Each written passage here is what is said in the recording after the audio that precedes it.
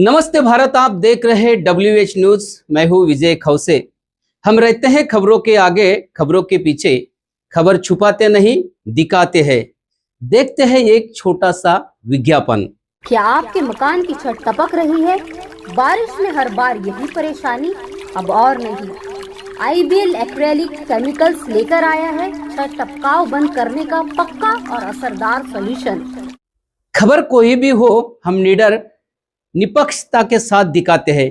तो आइए देखते हैं आज की विशेष खबर क्या है। सनसनीखेज है, वो भी बहुत महत्वपूर्ण विषय है जो कि पूर्ण रूप से भारतीय जनता पार्टी का दलित विरोधी चेहरा, झूठा चेहरा और एक भ्रष्टाचारी चेहरे के ऊपर से पर्दा उठाते हुए नजर आएगा। यहाँ पर हम लोग बात कर रहे हैं मौजा अंबाझरी में स्थित 44 एकड़ जो जमीन है उसमें हुए घोटाले की, उसको गैर कानूनी तौर पर सरकारी संस्थाओं के द्वारा मिलीभगत कर एक प्राइवेट कंपनी को सौंपने की और किस प्रकार से करोड़ों रुपए की स्टैंप ड्यूटी की चोरी हुई, इन सब विषयों के ऊपर आज हम यहाँ पर प्रकाश डालेंगे। तो मौजा अंबाझरी जो स्थित हमारा पार्क है, आप लोग सभी जानते हैं कि वो 24 एकड़ पार्क जो था, टोटल भूमि उसमें 44 एकड़ थी, लेकिन उसमें से जो 24 एकड़ जमीन थी वो एक गार्डन के तौर पर आम जनता के लिए हमेशा से सालों से खुलती आई थी और 20 एकड़ के अंदर माननीय श्री डॉक्टर भीमराव अंबेडकर जी का सांस्कृतिक भवन उसके अंदर था। लेकिन साल 2021 के अंदर जब देश और दुनिया में कोविड महामारी फैली हुई थी तो नागपुर और महाराष्ट्र की सरकार भ्रष्टाचार करने में जो है बिजी थी और Garud amusement park private limited को कौड़ियों के भाव 100 रुपए वार्षिक पट्टे के ऊपर 44 एकड़ जमीन को सौंप दिया गया, जिसका की बाजार मूल्य 2000 करोड़ है।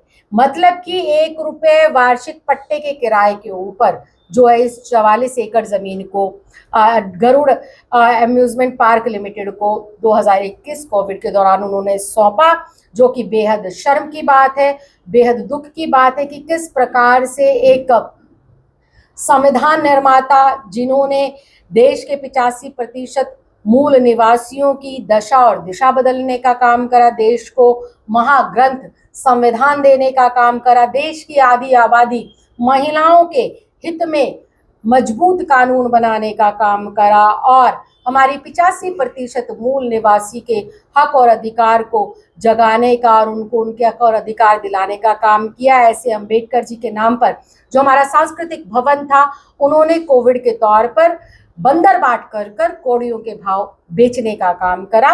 और जब कोविड खत्म हुआ और आम लोगों के समक्ष जब ये बातें आई तो हमारे सामाजिक संस्थानों ने, अंबेडकरवादी माताओं ने, बहनों ने, आम आदमी पार्टी के कार्यकर्ताओं ने इसके खिलाफ एक लंबा आंदोलन चलाया।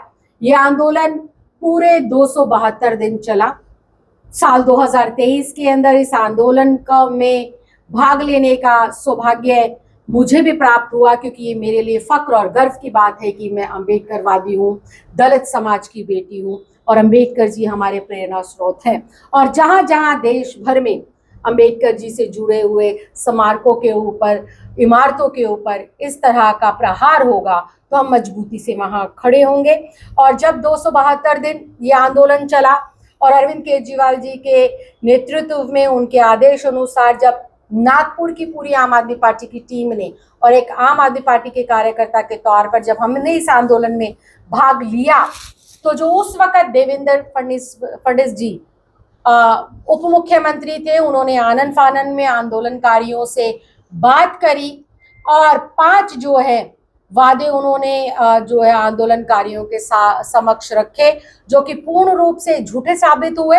वो वादे क्या थे, अभी हमारे सर जो कि उस आंदोलन को लेकर चल रहे थे वो उस पर प्रकाश डालेंगे, तो वो उनका एक झूठ अभी उजागर होगा। और दूसरा मैंने कहा भ्रष्टाचार, तो भ्रष्टाचार जो जुड़ा हुआ है वो पूर्ण रूप से ये है कि 180 करोड़ रुपए की जो स्टैंप ड्यूटी है, इसकी चोरी पूर्ण रूप से करी गई, क्योंकि MTDS जो कि महाराष्ट्र टूरिज्म डेवलपमेंट कॉरपोरेशन है और गरुड़ कंपनी, इनके बीच एक सबलीज डीड हुई थी, जिसके अंदर 180 करोड़ की स्टैंप ड्यूटी की चोरी हुई थी। ये हम विद डॉक्यूमेंट्स आप लोगों को देंगे, बताएंगे, आप इसे पढ़िएगा, देखिएगा, जन जन तक इसको पहुंचाने का काम करिएगा। तो ये आज के जो दो विषय थे, ये पूर्ण रूप से बहुत ही ज़्यादा आहत करने वाले, बहुत ही ज़्यादा दुख पहुंचाने वाले और बहुत ज़्यादा हैरान और परेशान करने वाले हैं, क्योंकि इस देश के अंदर वैसे तो सबका ही 144 करोड़ देशवासियों का योगदान इस देश के निर्माण के लिए आर्थिक तौर पर, सामाजिक तौर पर है, लेकिन मुझे ऐसा लगता है किसानों का और दलितों का देश के निर्माण में बहुत ज़्यादा महत्वपूर्ण योगदान हमेशा से रहा है और आगे भी रहेगा। लेकिन उनके खिलाफ हमेशा से संकीर्ण मानसिकता का परिचय और उनके विरोध में हमेशा से फैसले भारतीय जनता पार्टी की सरकारें लेती आई हैं।